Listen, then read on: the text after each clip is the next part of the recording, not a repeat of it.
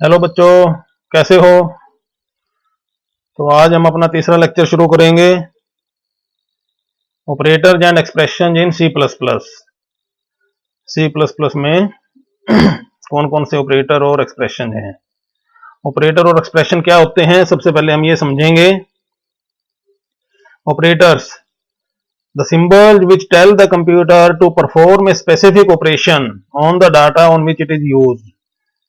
ठीक है, तो सिंबल हैं ये। ऑपरेटर्स क्या हैं?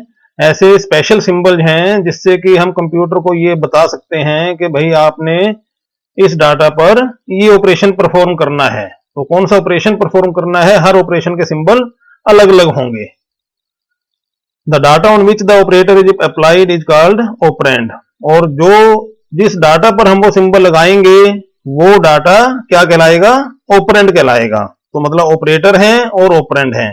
ऑपरेटर एक्शन बताएंगे, क्या काम करना है, और ऑपरेंड वो डाटा होगा जिस डाटा पर वो ऑपरेशन लगेगा। अच्छा, depending upon the number of arguments. Argument का मतलब जो ऑपरेंड हैं, जो डाटा है। तो क्योंकि किसी भी ऑपरेटर के ऊपर जो ऑपरेटर है वो जो डाटा पे जिस पर वो अप्लाई होगा वो उनकी संख्या अलग अलग हो सकती है। मतलब कि डाटा की जो आइटम्स हैं, डाटा आइटम्स अलग अलग हो सकती हैं। तो सबसे पहले क्लासिफिकेशन तो ये होगी कि भाई हम नंबर ऑफ आर्ग्यूमेंट्स, जिनको कि ऑपरेंड बोलेंगे, ऑपरेंड हैं वो। तो नंबर ऑफ आर्ग्यूमेंट के बेसिस पे हमने अपना एक क्लासिफिकेशन करेंगे। और वो क्लासिफिकेशन है कि या तो वो कोई ऑपरेटर यूनरी होगा, या बाइनरी होगा, या टर्नरी होगा, या फिर इससे ज्यादा का भी हो सकता है। तो यूनरी का मतलब क्या है कि ऐसा ऑपरेटर जो सिर्फ एक ही डाटा आइटम पर एग्जीक्यूट करता है, एक ही डाटा आइटम पर ऑपरेट होगा। जैसे एग्जांपल के तौर पर -5 है। अब ये -5 वाला जो सिंबल है, माइनस का जो ऑपरेटर है, ये एक डाटा आइटम के ऊपर लग रहा है, 5 के ऊपर। तो ये यूनरी है, ठीक है। लेकिन इसी का एग्जांपल बाइनरी में भी मिल जाएगा। कि बाइनरी का एग्जांपल क्या है? बाइनरी क्या हुआ कि ऐसा डाटा जो दो डाटा आइटम्स के ऊपर अप्लाई होगा, मतलब उसको ऑपरेट करने के लिए दो डाटा आइटम चाहिए। तो जैसे एग्जांपल के तौर पे 10-5 लिख दिया हमने। अब ये जो -5 है यहां पर, इसके लेफ्ट में भी और राइट में भी एक एक डाटा आइटम है। तो ये बाइनरी हो गया। इसी तरीके से टर्नरी। टर्नरी का मतलब कि ऐसा डाटा, ऐसा ऑपरेटर जो 3 डाटा आइटम्स पर अप्लाई होगा वो टर्नरी है। उसका एग्जांपल आगे आ जाएगा, कंडीशनल ऑपरेटर है वो। तो कंडीशनल ऑपरेटर को 3 डाटा आइटम चाहिए।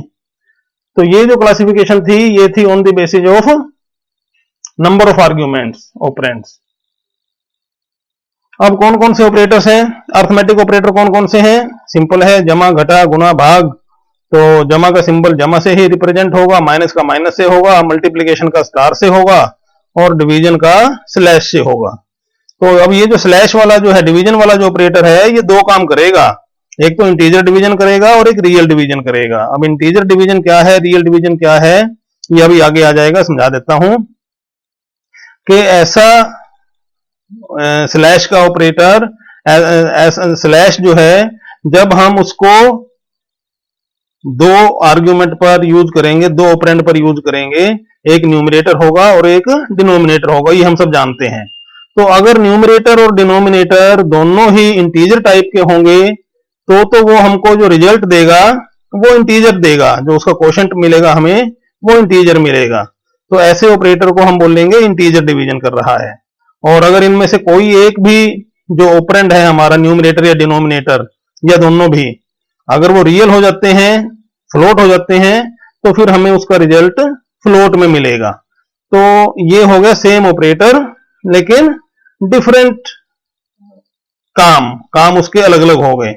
इसी तरीके से मॉड्यूलस ऑपरेटर है, परसेंटेज का ऑपरेटर। ये क्या काम करता है? ये रिमाइंडर बताता है। लेकिन इसके लिए चाहिए क्या कि दोनों ही ऑपरेंड, जो न्यूमरेटर और डिनोमिनेटर हैं, वो दोनों ही इंटीजर होने चाहिए। इंटीजर होंगे तभी ये इंटीजर डिवीजन परफॉर्म करके और जो रिमाइंडर मिले बचेगा वो रिमाइंडर हमें रिजल्ट के तौर पे प्रोवाइड करवाएगा।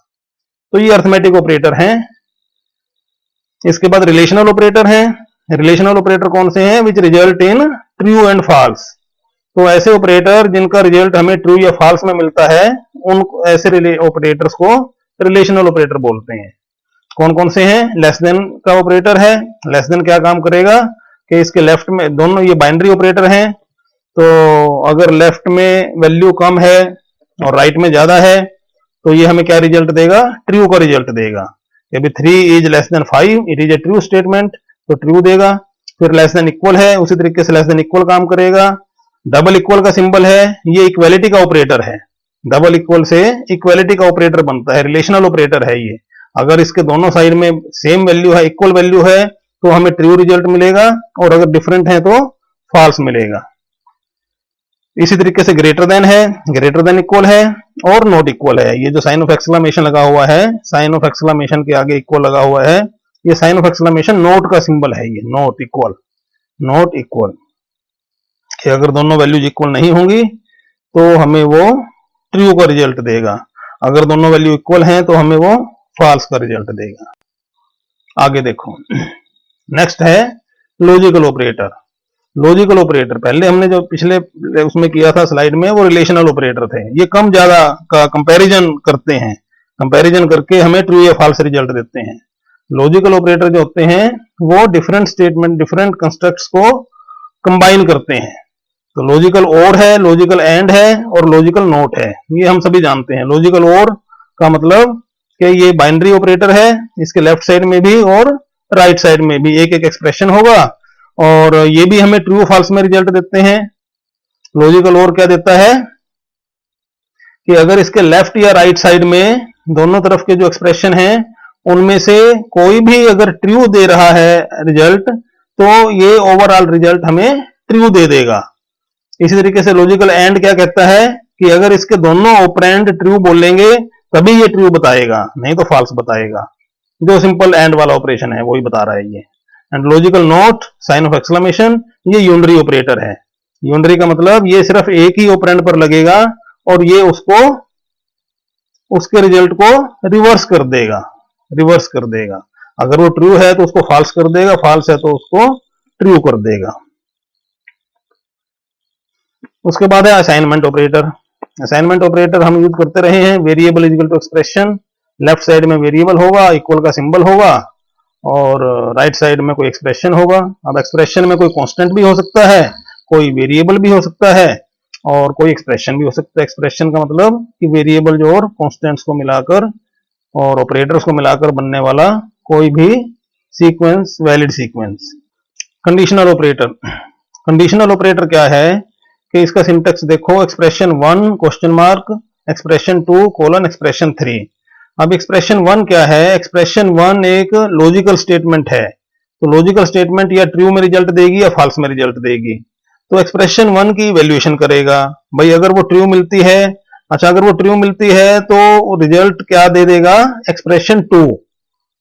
और अगर वो फॉल्स मिलती है तो रिजल्ट क्या आ जाएगा? एक्सप्रेशन 3। तो मतलब इस तरीके से एक्सप्रेशन 2 या 3 में से कौन सा इस एक्सप्रेशन का रिजल्ट रहेगा वो डिपेंड करेगा एक्सप्रेशन 1 के लॉजिकल आंसर पर। अगर वो ट्रू है तो एक्सप्रेशन 2 आ जाएगा, अगर फॉल्स है तो एक्सप्रेशन 3 आ जाएगा।